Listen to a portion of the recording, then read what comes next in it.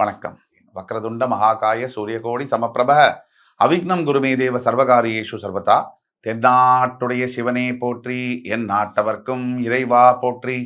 அன்பர்களே, நண்பர்களே, உங்கள் அத்துணை பேரையும் இந்த புத்துயிர் தரக்கூடிய காணொலியின் மூலியமாக சந்திப்பதில் மிக்க மகிழ்ச்சி கொள்கிறேன்.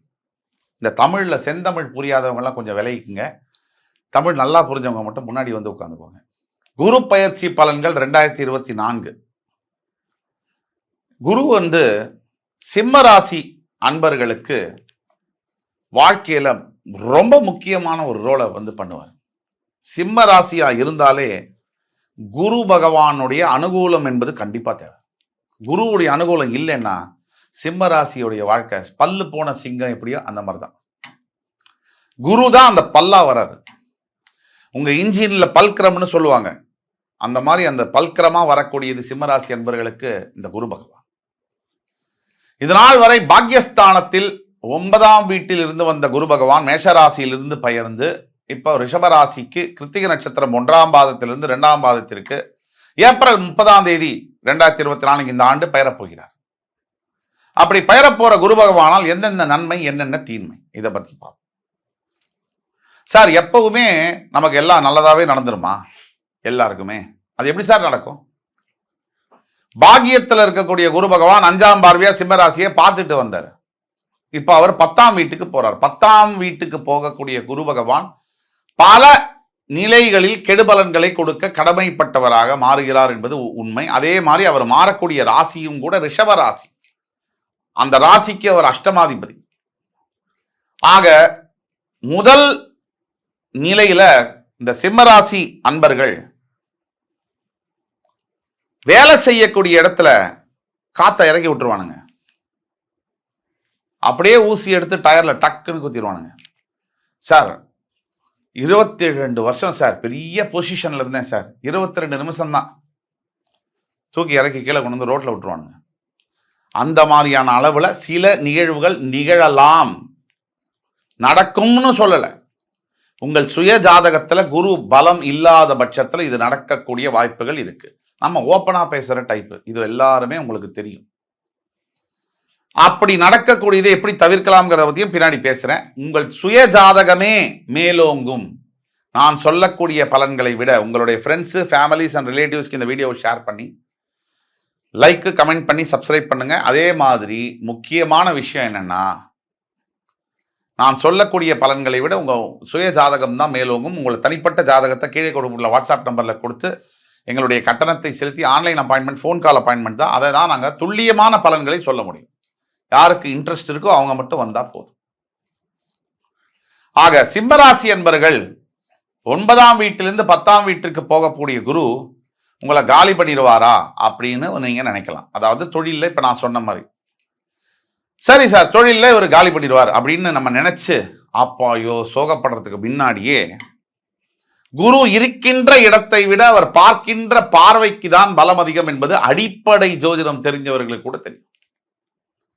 அப்ப சிம்மராசிக்காரர்களுக்கு 2ஆம் வீடு என்று சொல்லக்கூடிய தனஸ்தானம் கன்னி ராசியை அவர் 5ஆம் பார்வையாக பார்ப்பார். குரு பகவான் ஒரு தனகாரகன். தனகாரகன் தனஸ்தானத்தை 5ஆம் சிறப்பு பார்வையாக பார்க்கும் பொழுது சிம்மராசி என்பவர்களுக்கு பணம் என்பது வேலை போனா கூட சொல்ல முடியாத இடத்துல இருந்து, தெரியாத இடத்துல இருந்து, புரியாத நிலையிலிருந்து பணம் வந்துட்டே இருக்கும். டக்குன்னு ஒரு பல்க் அமௌண்ட் வரும். அந்த வந்த பணம் கையில நிற்கும். அதுதான் முக்கியம். அடுத்தபடியாக அந்த 5ஆம் பார்வையை பார்க்கறதுனால், 5ஆம் பார்வையாக பார்ப்பதனால் உங்கள் குடும்பத்துல நல்ல பேச்சு அந்த மாதிரி வரும், நல்ல டிஸ்கஷன். இன்னைக்கு குடும்பத்துல யாரும் நல்லாவே பேசிக்கிறது இல்லை. எடுத்த உடனே கெட்ட வார்த்தை, சின்ன கோபத்துக்கு கூட உறவே வேண்டாம்னு சொல்லக்கூடிய வார்த்தை, அக்கா தம்பி அண்ணா தங்கியா இருக்கட்டும், எடுத்த உடனே சொல்லிடுவாங்க, ஐயா உன் சகவாசமே வேணாம்ப்பா. தம்பியோட சகவாசம், அக்காவோட சகவாசம், அண்ணனோட சகவாசம், தங்கையோட சகவாசம் இல்லாம வேற ஊராங்க சகவாசமா வேணும்?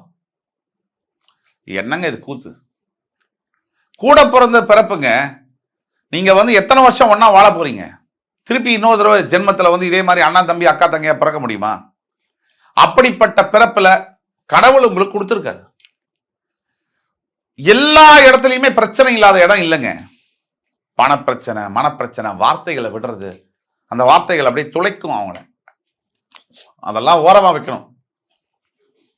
அண்ணா தங்க அக்கா தம்பின்னு வந்துட்டாலே உயிரை கூட கொடுக்க ரெடி ஆயிடணும். சகோதர சகோதரிகளுக்கு செய்யக்கூடியதுல, அப்பா அம்மாவுக்கு செய்யக்கூடியதுல, மனைவிக்கு செய்யக்கூடியதுல, குழந்தைகளுக்கு செய்யக்கூடியதுல, நண்பனுக்கு செய்யக்கூடியதுல மட்டும் கணக்கே பார்க்க கூடாது. ஆக அப்படிப்பட்ட சிம்மராசி நீங்க நான் சொல்ல வேண்டியதில்லை, நீங்க தான் எல்லாத்தையும் திறந்து கொடுத்துடுற ஆளு. அப்படி கொடுத்தே ஓட்டாண்டியா போய் நிக்கிற ஆளு சிம்மராசி. ஆக சிம்மராசி என்பவர்களுக்கு இவ்வளவு நாளா வருஷங்களா கடன் பிரச்சனை, பணப்பிரச்சனை இருக்கக்கூடிய சிம்மராசி என்பவர்களுக்கு ஒரு விடிவு காலமாக ஏப்ரல் 30ஆம் தேதிக்கு பிறகு வருகிறது என்றால் அது மிக இல்லை. அடுத்தபடியாக அவருடைய 7ஆம் பார்வையால உங்களுடைய 4ஆம் வீடு விருச்சிக ராசியை பார்ப்பார்.